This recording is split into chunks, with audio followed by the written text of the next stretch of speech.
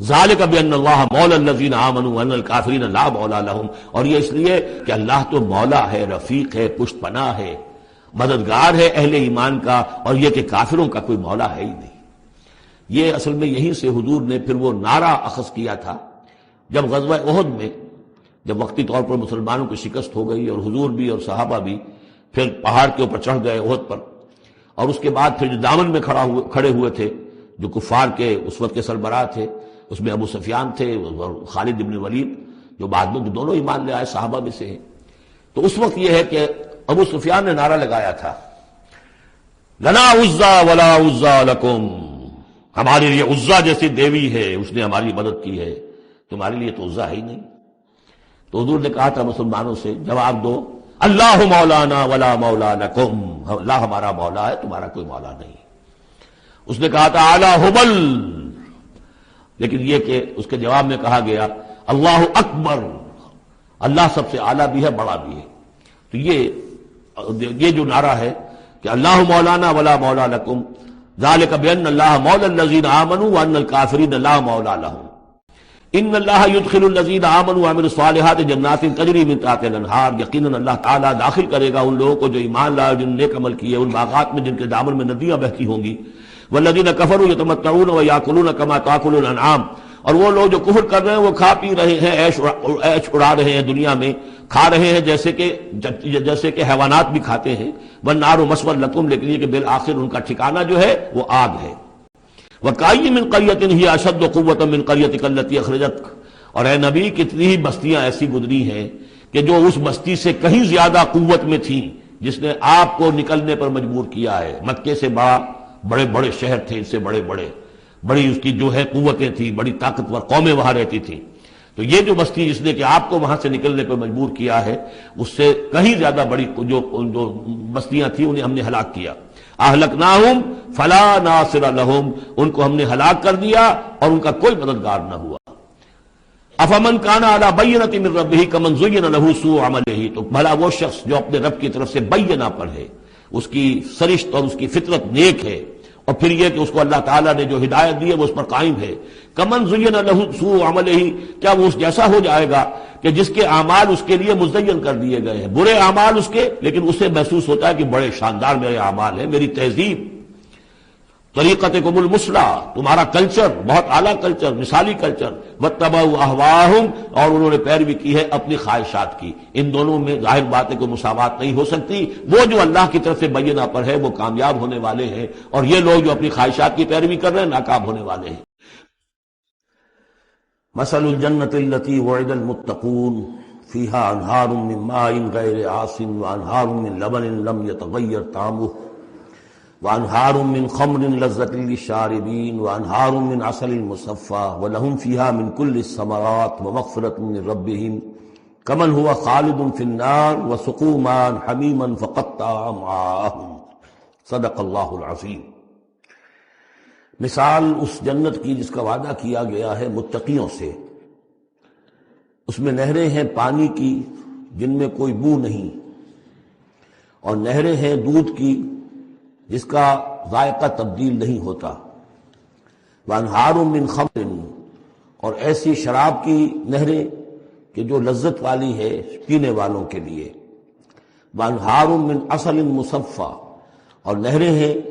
ایسے شہد کی جس کو صاف کیا جا چکا ہو، جھاگ اتارا جا چکا ہو، وَلَهُمْ فِيهَا مِن كُلِّ الثَّمَرَاتِ، اور پھر مزید برآں ان کے لیے ہوں گے وہاں تمام میوے، تمام پھل، وَمَغْفِرَةٌ مِّن رَبِّكُمْ، اور مغفرت ہوگی ان کے رب کی طرف سے۔ بھلا یہ لوگ کمن ہوا خالد فی النار، بھلا وہ لوگ کہ جو ان جنتوں میں ہوں گے ان کے برابر ہو سکتے ہیں وہ کہ جو ہے آگ میں، جو رہیں گے ہمیشہ آگ میں، وَسُقُوا مَاءً حَمِيمًا، اور انہیں پینے کو دیا جائے گا کھولتا ہوا پانی، فَقَطَّعَ أَمْعَاءَهُمْ، جو ان کی اتلیوں کو کاٹ کر رکھ دے گا۔ وَمِنْهُمْ مَنْ يَسْتَمِعُ إِلَيْكَ، اب یہاں سے جو اصل مضمون اس سورہ مبارکہ کا ہے جو میں پہلے عرض کر چکا ہوں کہ قتال سے جو طبیعت اب گھبرا رہی تھی کچھ لوگوں کی، خاص طور پر جن کے دلوں میں رعب تھا، منافقت تھی، ان کی کیفیت ہے جو اس سورہ مبارکہ میں بڑی تفصیل سے آئے گی۔ وَمِنْهُمْ مَنْ يَسْتَمِعُ إِلَيْكَ، ان میں سے کچھ لوگ ایسے بھی ہیں جو اے نبی آپ کی بات بڑی توجہ سے سنتے ہیں. حَتَّى إِذَا خَرَجُوا مِنْ عِنْدِكَ، یہاں تک کہ جب وہ آپ کے پاس سے نکل کر باہر جاتے ہیں، قَالُوا لِلَّذِينَ أُوتُوا الْعِلْمَ مَاذَا قَالَ آنِفًا، تو وہ کہتے ہیں ان کو کہ جنہیں علم دیا گیا، کیا کہا انہوں نے، اب یہ نئی بات آج کیا کہہ دی انہوں نے. یہ اوت العلم سے مراد اہل ایمان بھی ہو سکتے ہیں کہ وہ لوگ اہل ایمان میں سے جو لوگ ان میں زیادہ سمجھدار ہیں اور جن کو سمجھتے ہیں کہ زیادہ ان کو اللہ نے فہم عطا فرمایا، ان سے پوچھتے ہیں یہ بات کچھ سمجھ میں نہیں آئی جو آج کہی ہے محمد نے صلی اللہ علیہ وسلم. یا پھر یہ اہل کتاب سے جا کر پوچھتے ہیں جو علم والے جن کو علم پہلے دیا گیا تھا، ماذا قال آنفا، یہ کیا کہہ دیا، یعنی جنگ کے بارے میں جو بھی اب کوئی تجویز ہو رہی ہے، اقدام کا مرحلہ ہے، اب نکلنا ہے، قریش کے قافلوں کا پیچھا کرنا ہے. ماذا قال آنفا اولئک الذین طبع اللہ علی قلوبہم، یہ وہ لوگ ہیں کہ جن کے دلوں پر اللہ تعالیٰ نے مہر کر دی ہے، واتبعوا اہواءہم، اور یہ اپنی خواہشات کی پیروی کر رہے ہیں. یعنی یہ ہچکچاہٹ جن کے اندر پیدا ہو گئی ہے، در حقیقت یہ نشانی ہے اس بات کی کہ ان کے دلوں میں منافقت پیدا ہو چکی ہے. والذین اہتدوا زادہم ھدی، اور جو ہدایت پر ہے اللہ تعالیٰ نے ان کی ہدایت میں اضافہ کیا ہے. اس نئے مرحلے کے آنے سے ان کے جوش ایمان میں اور ذوق شہادت میں اضافہ ہو گیا ہے. وآتاہم تقواہم، اللہ تعالیٰ نے انہیں ان کے تقوی میں اور اضافہ فرمایا ہے. فہل ینظرون الا الساعۃ ان تأتیہم بغتۃ، تو یہ کس چیز کے منتظر ہے سوائے قیامت کے کہ وہ آ دھمکے ان پر اچانک. فقط جاء اشراطھا، اس کی علامتیں تو آ چکی ہیں. یعنی قیامت کی سب سے بڑی علامت جو ہے وہ در حقیقت حضور صلی اللہ علیہ وسلم کی بعثت ہے، جو کہ آپ آخری رسول ہیں. اور آپ نے فرمایا بھی ہے کہ بعثت انا والساعۃ کہاتین، دونوں انگلیوں کو آپ نے جوڑا، میں اور قیامت اس طریقے سے جڑے ہوئے. اب میرے بعد کوئی اور نبی نہیں. انا آخر المرسلین وانتم آخر الامم، میں آخری رسول ہوں، تم آخری امت ہو. تو اب آپ کے بعد تو قیامت ہی آنی ہے. فَأَنَّىٰ لَهُمْ إِذَا جَاءَتْهُمْ ذِكْرَاهُمْ، تو جب وہ آ جائے گی ان پر دھمک آ جائے گی، آ دھمکے گی، تو پھر اس وقت ان کا یاد کرنا یا نصیحت اخذ کرنا یا سبق حاصل کرنا ان کے کس کام کا ہوگا. فَاعْلَمْ أَنَّهُ لَا إِلَٰهَ إِلَّا اللَّهُ وَاسْتَغْفِرْ لِذَنبِكَ، بس جان لو کہ اللہ کے سوا کوئی معبود نہیں، اور اپنی خطاؤں کے لیے اللہ سے استغفار کرو. اب یہاں ایک تو یہ ہے کہ یہ بات خطاب کر کے حضور سے کہی جا رہی ہے واحد کے صیغے میں. اس حوالے سے ایک تعویل تو یہ ہو سکتی ہے کہ یہ حقیقت میں حضور کی وساطت سے آپ کی امت سے کہی جا رہی ہے. لیکن یہ ہے کہ اس میں علماء نے یہ بات بھی نکالی ہے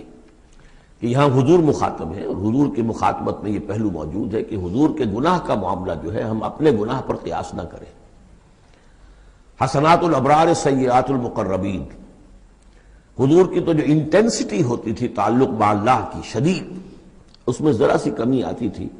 تو آپ اسے بھی سمجھتے تھے کہ بہت بڑی کوتاہی مجھ سے ہو گئی ہے. گویا کہ ہمارے لیے تو کہیں بمشکل کبھی اللہ تعالیٰ کی خصوصی عنایت سے طبیعت کے اندر انشراح ہو جائے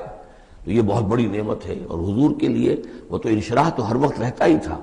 اگر ذرا سا کہیں کسی مسئلے میں تھوڑی سی اس انشراح کی شدت میں کمی آ جائے تو آپ اسے بہت بڑی اپنی کوتاہی، بڑا گناہ سمجھتے تھے. ویسے میری ایک ذاتی رائے بھی ہے، وہ میں